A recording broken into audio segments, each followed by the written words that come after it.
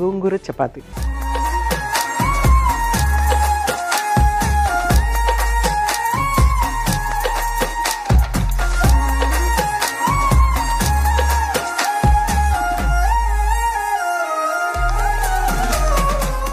గోంగూర చపాతీకి కావాల్సిన పదార్థాలు ఏంటో ఒకసారి చూసేద్దాం. గోంగూర, గోధుమ పిండి, పసుపు, కారం, ఉప్పు, జీలకర్ర పొడి, నూనె. సో అన్ని ఇంగ్రీడియంట్స్ రెడీగా ఉన్నాయి. మనం ఇంకా ప్రాసెస్ స్టార్ట్ చేసుకోవటమే. అన్నిటికంటే ఫస్ట్ మనం చేయాల్సింది ఏంటంటే గోంగూరని కొంచెం కుక్ చేసుకోవాలి.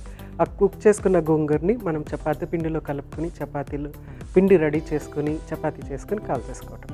అంత సింపుల్, ఈజీగా అయిపోతుంది.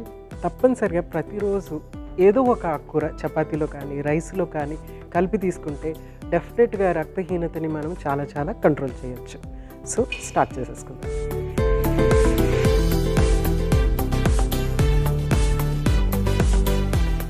సో అన్నిటికంటే ఫస్ట్ ఏంటంటే మనము గోంగూరని అంటే పచ్చిగా ఉంటుంది కాబట్టి ఇది కుక్ చేస్తే కొద్దిగా చక్కగా మెత్తగా అయిపోతుంది.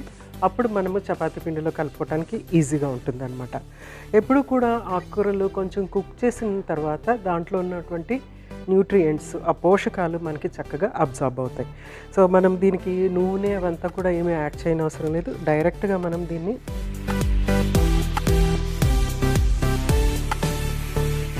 ఏమవుతుందంటే గోంగూర చాలా చాలా క్విక్గా కుక్ అయిపోతుంది. కొంచెం హీట్ తగిలితే సరిపోతుంది, చాలా తొందరగా కుక్ అయిపోతుంది. దీన్ని కొంచెం మూత పెడదాము.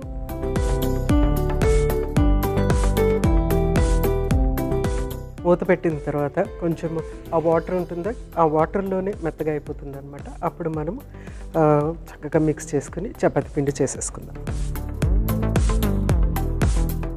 ఈ లోపల మనము గోధుమ పిండి రెడీ చేసుకుందాం. గోధుమ పిండి, నెక్స్ట్ అన్ని ఇంగ్రీడియంట్స్ 1 by 1 ఇందులో యాడ్ చేస్తాను. కొంచెం అంతా ఉప్పు, పులుపు ఉంటుంది కదా గోంగూర, సో ఉప్పు సరిపడ్డా వేసుకోవాలి. కొద్దిగా పసుపు,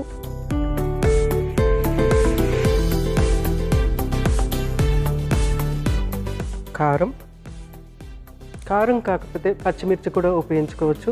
కొంచెం పచ్చిమిర్చి, కొంచెం ఉల్లిపాయ ముక్కలు అలాంటివి కూడా ఉపయోగించుకుంటే కనుక చాలా టేస్టీగా కూడా ఉంటుందన్నమాట. కొద్దిగా కారం ఎక్స్ట్రానే యాడ్ చేశాను. తర్వాత జీలకర్ర యాజ్ ఇట్ ఈజ్ అన్న యాడ్ చేసుకోవచ్చు, లేకపోతే ఇలాగ క్రష్ చేసినటువంటి జీలకర్ర పొడి అనమాట. దీన్ని చక్కగా మిక్స్ చేసేసుకుందాము.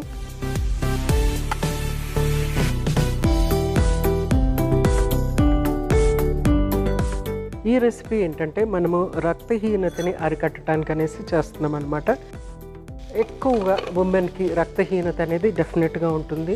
మోస్ట్ ఆఫ్ ద టైం కొంచెం ట్రాన్సియంట్గానే ఉంటుంది అనమాట. అంటే లైఫ్లో కొంచెం ఒకసారైనా కొంచెం హిమోగ్లోబిన్ తగ్గటం అనేది ఉంటుంది. ముఖ్యంగా ప్రెగ్నెన్సీ వచ్చిన టైంలో మనకి రక్తహీనత అనేది ఉంటుంది. అలాగే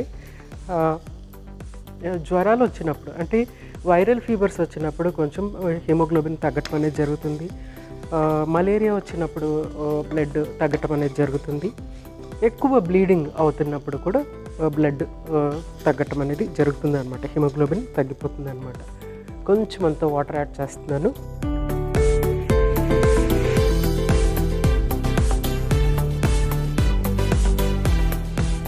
సో ఎంత ఆకుకూర వేస్తే ఎంత అయ్యిందో చూడండి. సో ఒక్కళ్ళు రోజుకి ఇంత తీసుకున్నా కూడా మనకి దీని నుంచి వచ్చేటువంటి ఐరన్ మనకి హిమోగ్లోబిన్ ఫామ్ అవ్వాలంటే ఐరన్ ఉండాలి, విటమిన్ సి ఉండాలి, ప్రోటీన్ ఉండాలి. సో ఇక్కడ గోంగూరలో మనకి వైటమిన్ సి ఉంటుంది, at the same time iron కూడా ఉంటుంది. మనకి గోధుమలో కొంత ప్రోటీన్ ఉంటుంది. కాబట్టి ఈ సింపుల్ రెసిపీ, కామన్గా ఉపయోగించే రెసిపీ ఇక్కడ నేను తయారు చేస్తున్నాను అనమాట. సో ఫస్ట్ స్టవ్ ఆఫ్ చేసేసి దీన్ని ఇందులో తీసేసుకుంటాను. చక్కగా ముద్దలా తయారైపోయింది కదా, కొంచెం వేడిగా ఉంది. కలుపుకుని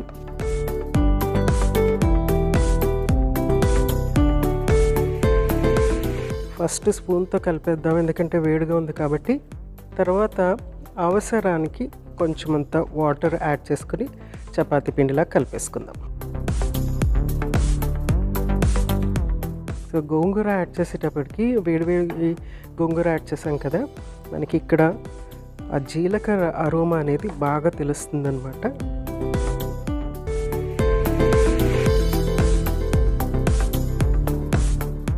ఇప్పుడు కొంచెం అంత వాటర్ యాడ్ చేసుకుని పిండి కలిపేసుకుందాం.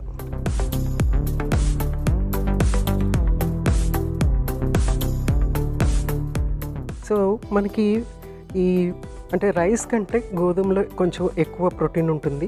రైస్లో మనకు ఓన్లీ 6% మాత్రమే ప్రోటీన్ దొరుకుతుంది. అది కనుక గోధుమలో ఏంటంటే మనకి డబుల్ ఉంటుంది అనమాట, 12% అబవ్ ఉంటుంది అనమాట ప్రోటీన్. అందుకోసం అనేసి ఇక్కడ చపాతీలాగా చేస్తున్నాము. ఇంకొక సింపుల్ థింగ్స్ మనం చేయొచ్చు ఏంటంటే ఆకుకూరలతో పాటు ఆకుకూరలతో ఆమ్లెట్ చేసుకుంటే కనుక డెఫినెట్గా ప్రోటీన్ యాడ్ అవుతుంది. ఆమ్లెట్ ముఖ్యంగా ఎగ్ ఎల్లోలో కూడా మనకి వాళ్ళంతా హీమ్ ఐరన్ అనేది ఉంటుందన్నమాట. సో కొంచెం వాటర్,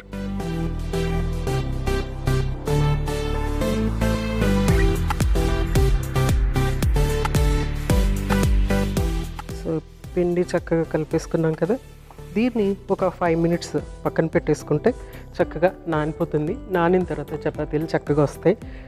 సో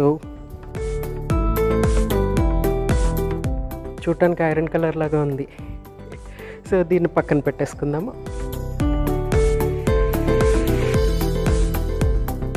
ఒక 5 minutes ఆగిన తర్వాత చపాతీ చేసుకుందాం. సో 5 minutes అయిపోయింది. మనం ఇక్కడ పొయ్యి వెలిగించి ప్యాన్ కూడా పెట్టేసుకున్నాం రెడీగా. చపాతీ చేసుకోవటానికి మనకి పీట కూడా రెడీగా ఉంది. నెక్స్ట్ ఓన్లీ మనం చపాతీ చేసేసుకోవటమే ఇంకా. సో మంచి అరోమా వస్తుంది. ఆ పులుపు గోంగూర పులుపు ఉంటుంది కదా, గోంగూర పులుపు. అట్ ద సేమ్ టైం మనకి ఏంటంటే జీలకర్ర యాడ్ చేసేటప్పటికి ఆ పులుపు ఒక అరోమా చక్కగా ఎన్హాన్స్ అయిపోయింది అనమాట. సో 2 చపాతీలు చేసుకుందాము.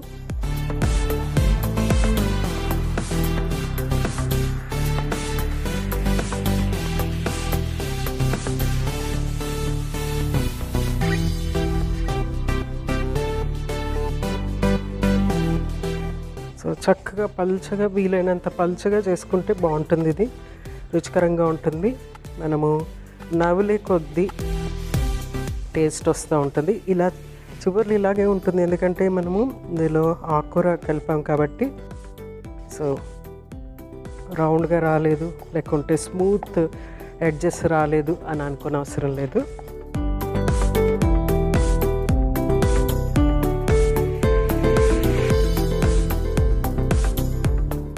నెక్స్ట్ ఇంకొక చపాతీ రెడీ చేసేసుకుందాం.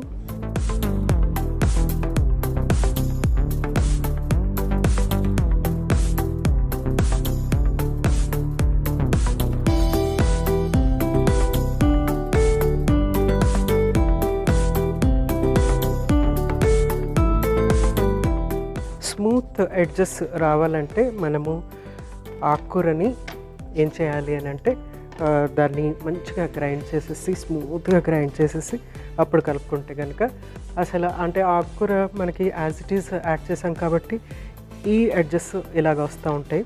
సో మనం బాగా స్మూత్గా గ్రైండ్ చేసి కనుక మనము యాడ్ చేస్తే డెఫినెట్గా స్మూత్ ఎడ్జెస్ వచ్చేస్తాయి.